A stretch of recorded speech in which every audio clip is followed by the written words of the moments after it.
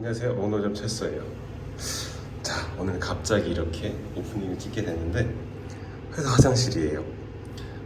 자, 오늘은 제가 웨스턴 블러팅이라고 해서 단백질 데그라데이션 어세이를 진행하는 실험이 있는데 자동화 장비가 있어요.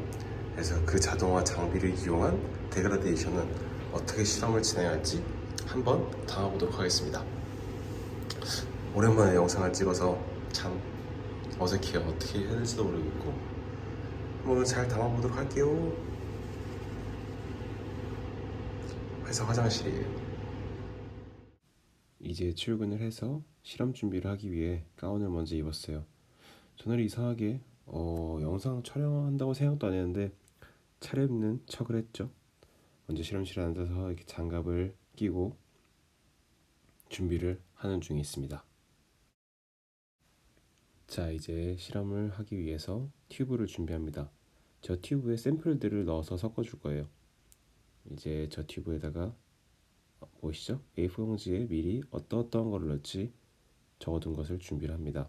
그래서 개수에 맞춰서 하나하나 튜브를 껴줄 거예요.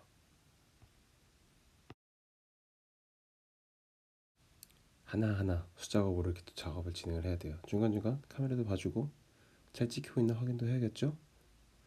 뒤에 계속 이렇게 수많은 반복들이 작업이 이루어집니다.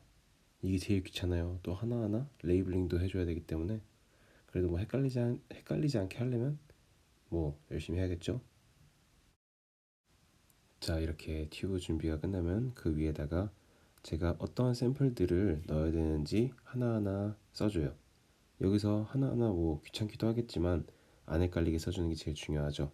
그래야 나중에 실험을 두 번 할 일도 없고 한 번에 잘 끝낼 수 있기 때문이에요. 근데 진짜 귀찮긴 해요. 자, 이제 자동화 장비를 이용하기 위해서 시약들을 준비를 할 거예요. 저기 시약에는 이제 항체를 다이루션 시킬 수 있는, 희석시킬 수 있는 솔루션도 들어있고 세컨더리 안티바디, 1차 항체를 붙이고 2차 항체를 인식해 줄 수 있는 안티바디도 들어있고 이제 ECL이라고 해서 그런 발광을 띌 수 있게 도와주는 시약들도 다 들어있어요. 그 전에 형광 다이를 만들기 위해서 준비 중에 있습니다. 중간에 걸어왔던 거는 달력 스케줄을 보고 왔어요. 저 장비를 이용하는 데 있어서 랩실 사람들 모두가 사용하기 있기 때문에 각자 정해진 예약해놓은 시간을 맞춰서 사용해야 서로 겹치지 않고 실험을 진행할 수 있어요. 계속 이런 식으로 샘플을 준비를 해줄 거예요.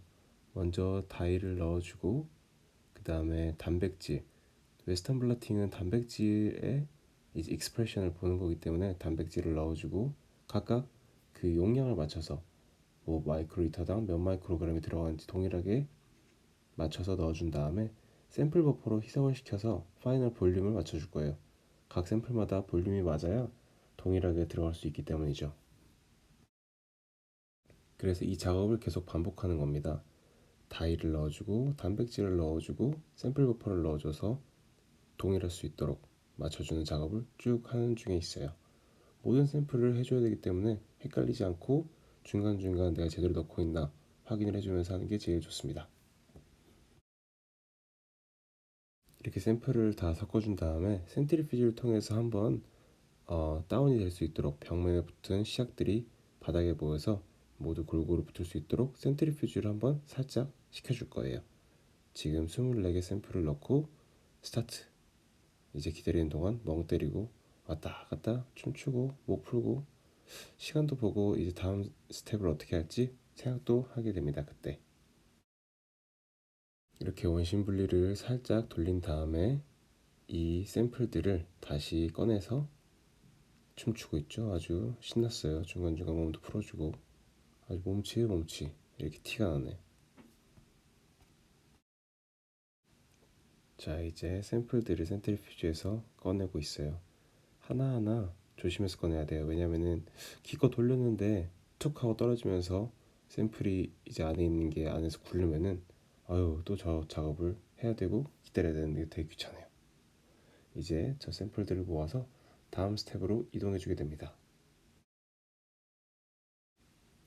자, 이제 일반적으로 매뉴얼 같은 경우는 100도에서 5분 정도 끓여주는데 제가 사용하는 장비는 95도에서 5분 끓여주는 작업을 진행해요. 쉽게 얘기해서 단백질과 다이가 잘 붙을 수 있도록 그런 작업이 되겠습니다. 이렇게 5분이 흘렀어요. 5분이 흐른 다음에 다시 샘플들을 95도에 있는 저 힙블락에서 빼서 센트리퓨즈라는 걸 다시 또 돌려주러 갈 거예요.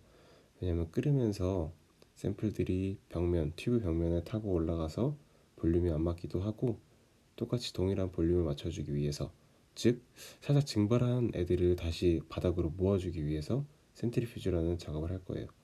샘플들이 모두 맞게 들어갔나, 제대로 위치에 들어갔나 확인을 해주고 있습니다. 자, 이번에는 카메라를 들고 이동을 할 거예요. 중간중간 이동하고, 이거 왔다 갔다 정신없을 수도 있지만, 센트리퓨즈 안녕. 샘플을 넣을 때 헷갈리지 않기 위해서 영상을 촬영을 하진 않았어요. 어떠한 특수 플레이트에다가 제가 샘플, 그리고 1창체, 2창체를 넣어준 다음에 지금은 워싱 버퍼를 넣어주고 있는 중에 있어요. 워싱 버퍼가 이제 자동화 장비가 시간에 따라서 이제 단백질을 빨아들이고 항체를 각각 붙여주고 중간중간 워싱하는 과정까지 장비가 알아서 해줘요. 참 편리해지죠. 그래서 지금 워싱 버퍼를 넣어주고 있는 중에 있습니다. 기포가 생기지 않도록 벽면에 붙여가지고 분줄해주고 있는 장면이 되겠습니다. 이제 자동화 장비에 플레이트를 넣고 스텝을 준비하고 있어요. 하나하나 옆에 빈틈이 생기지 않도록 잘 들어갔나 중간중간 확인을 해줘야 됩니다.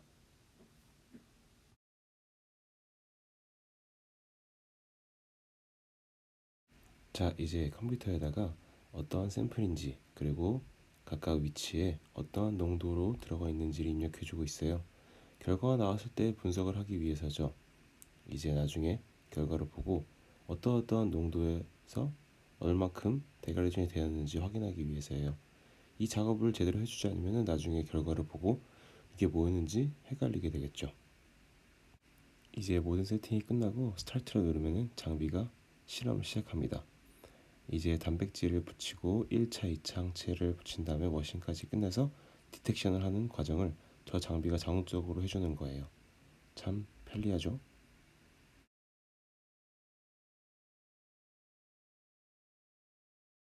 일을 끝나고 이제 퇴근 중에 있습니다. 겨울이 되니까 금방 어두워지더라고요. 뒤에 사람들이 있어서 혼자 후다닥 찍어왔습니다. 요즘 전철을 타고 퇴근을 하고 있어요. 오늘도 고생 많으셨고 모두 구독, 좋아요 부탁드릴게요. 끝!